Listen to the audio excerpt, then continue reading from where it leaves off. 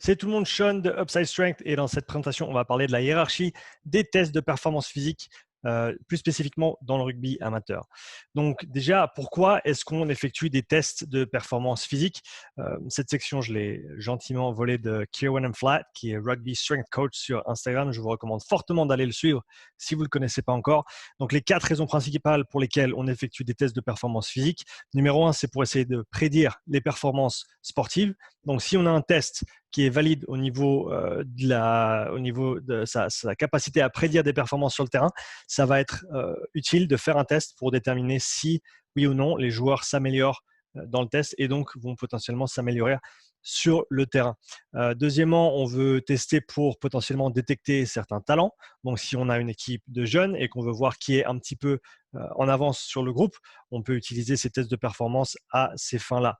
On veut aussi tester les performances physiques pour essayer d'améliorer la planification des entraînements. Donc, si les tests physiques peuvent nous permettre de déterminer, par exemple, quelles qualités physiques sont en manque chez nos joueurs et donc quelles qualités on doit travailler, ou alors pour peut-être séparer notre groupe de joueurs en plusieurs sous-groupes afin de mieux les préparer, que la préparation soit plus spécifique plutôt que d'avoir tout le monde qui court la même chose ou qui fait la même chose tout le temps. Donc ça, c'est une autre raison pour laquelle on va vouloir effectuer des tests de performance physique. Et finalement, on va vouloir tester pour vérifier l'efficacité d'un protocole d'entraînement.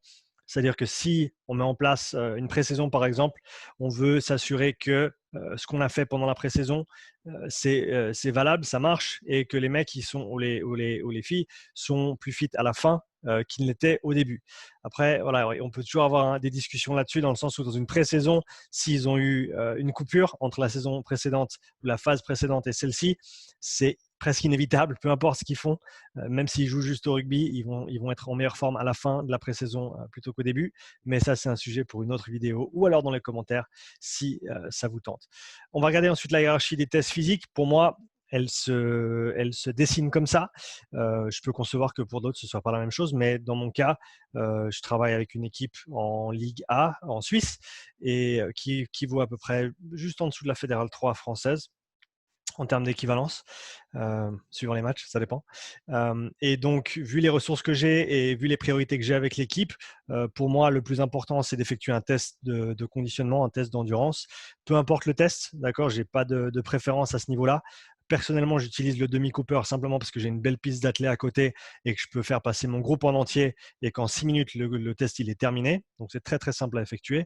Mais je conçois complètement que d'autres préfèrent faire un bip test, un bronco ou encore d'autres tests qui sont tout à fait valables aussi. Et on verra plus en détail comment choisir les bons tests après. Le deuxième palier pour moi, c'est la vitesse. Donc, tester la vitesse des joueurs, que ce soit sur un départ arrêté, que ce soit sur un 10 mètres lancé, peu importe ce qu'on décide, tant qu'on peut justifier le test. Encore une fois, on reviendra là-dessus au point suivant. Tester l'explosivité des joueurs, que ce soit un saut en longueur, un saut en hauteur. Je vous montrerai 2-3 outils qu'on peut utiliser pour faire ça après. Il y a aussi certaines personnes qui aiment tester un triple saut, donc pour tester la qualité, on va dire, élastique du joueur, plus que simplement l'explosivité avec un saut horizontal ou vertical simple. Ensuite, pour moi, vient le temps de tester tout ce qui est de la force, donc squat, deadlift, pousser, tirer avec le haut du corps, donc que ce soit un développé couché, des tractions lestées, du gainage, etc. Un test de Sorensen, par exemple, pour tester l'endurance et la force de la chaîne postérieure. Tous ces tests-là viennent après, et à la fin, RSA qui veut dire Repeat Sprint Ability, donc la capacité à répéter des sprints. Il y a certains tests qui se dessinent spécifiquement pour ça, notamment le Tribe Test qui a été créé par Kieran Flatt, plus pour le côté football américain, qui est un test qui est composé de 12 intervalles de 5 secondes de sprint sur une navette de 20 mètres et 25 secondes de repos, en sachant que le but, c'est de couvrir la distance maximale possible en 5 secondes. Départ arrêté, 20 mètres, demi-tour, retour. En général, les gars, ils font entre 25 et 35 mètres en 5 secondes. Et il y a une deuxième personne qui note les scores. Je vous encourage à aller en lire un petit peu plus là-dessus si vous êtes intéressé. Mais pour moi, donc, en termes de hiérarchie, ça arrive vraiment à la fin. Et c'est définitivement pas quelque chose qui est important pour moi de tester au départ. Comment choisir quelle qualité physique choisir? Donc, il y a un petit problème dans le titre. Comment choisir quelle qualité physique mesurer? À mon avis, il y a 4 questions importantes qu'il faut se poser. C'est: vais-je apprendre quelque chose que je ne sais pas encore?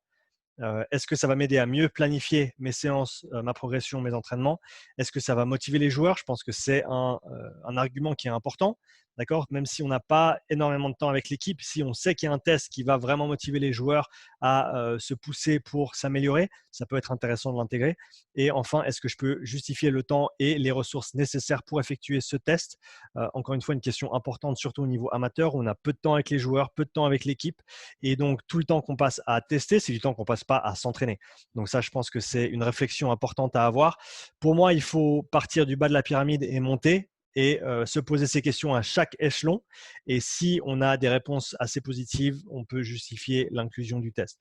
Personnellement, j'effectue un test de conditionnement de base qui me permet de planifier ensuite mes séances d'endurance avec les joueurs. Par contre, je fais rien au-dessus de ça, donc je m'arrête au niveau 1, simplement parce que, par exemple, pour un test de vitesse qui serait, je pense, bénéfique pour les joueurs dans le sens où rien qu'au niveau compétition, rien qu'au niveau compétition individuelle avec eux-mêmes, pour essayer d'aller plus vite, de faire mieux, ça peut être intéressant, mais le temps que ça me prendrait pour tester une équipe entière, j'ai beaucoup de peine à le justifier par rapport au temps que ça enlèverait à l'entraînement, du fait qu'on n'a déjà pas énormément de temps pour s'entraîner et pour se préparer. Donc, je préfère dédier mon temps à l'entraînement. Est-ce qu'on entraîne la vitesse? Bien sûr, c'est un des éléments fondamentaux de la préparation physique, d'après moi. Mais est-ce que je la teste? Non, simplement parce que voilà, j'ai pas le temps et je ne peux pas justifier le temps que ça prendrait par rapport à l'entraînement. Les outils accessibles aux coachs, je pense que la majorité de ces tests, on peut les effectuer avec un chronomètre et avec un outil de mesure. On a aussi maintenant, ce qui peut être intéressant pour certains coachs qui sont peut-être intéressés à tester la vitesse et les sauts, que ce soit horizontaux ou verticaux, et qui n'ont pas nécessairement accès à des budgets ou à du matériel comme des radars, des cellules photoélectriques ou des GPS. Ces applications-là, qui coûtent une dizaine de francs chacune, peuvent nous permettre de mesurer très très précisément, que ce soit un sprint sur 30 mètres et d'extrapoler la Vmax et d'autres informations importantes, autant que MyJump 2 qui nous permet de faire des tests de saut, que ce soit un saut horizontal, vertical, répétition de sauts verticaux, effectuer des profils force-vitesse en saut, toutes des choses qui peuvent être intéressantes. Encore une fois, il faut prendre le temps de se familiariser avec ces outils. Il faut ensuite pouvoir justifier l'inclusion ou pas de ces tests avec son équipe. L'interprétation des résultats, pour moi, il y a deux façons fondamentales de faire les choses qui sont pas nécessairement exclusives l'une à l'autre.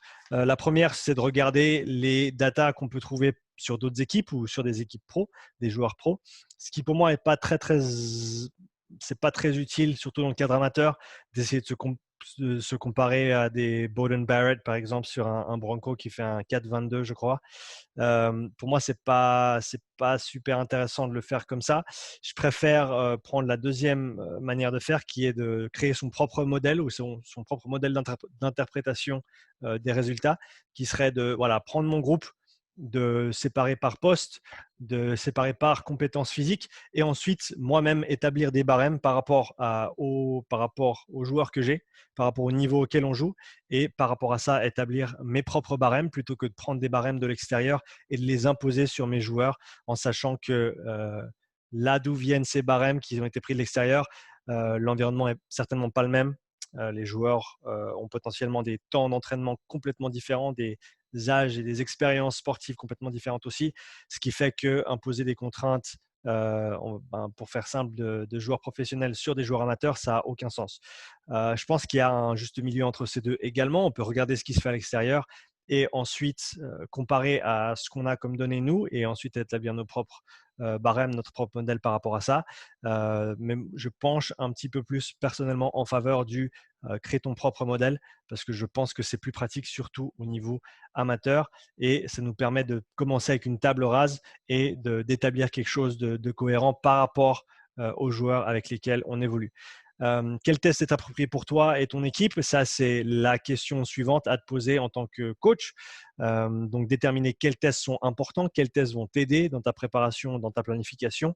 Et ensuite, encore une fois, quels tests tu peux justifier par rapport au temps que tu as, au matériel que tu as et à la taille du groupe que tu as. Je pense que c'est important en tant que coach de se poser ces questions et d'avoir une certaine réflexion par rapport à pourquoi on fait les choses et comment on fait les choses. Est-ce que ça bénéficie l'équipe ou est-ce que je fais juste le test parce que j'aime le test et moi, ça me fait plaisir?